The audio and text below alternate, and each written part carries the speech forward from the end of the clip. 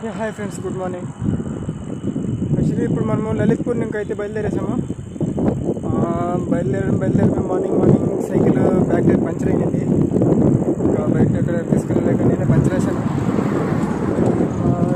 లలిత్పూర్ నుండి ఝాన్సీకి అయితే 109 కిలోమీటర్స్ అయితే ఉంది.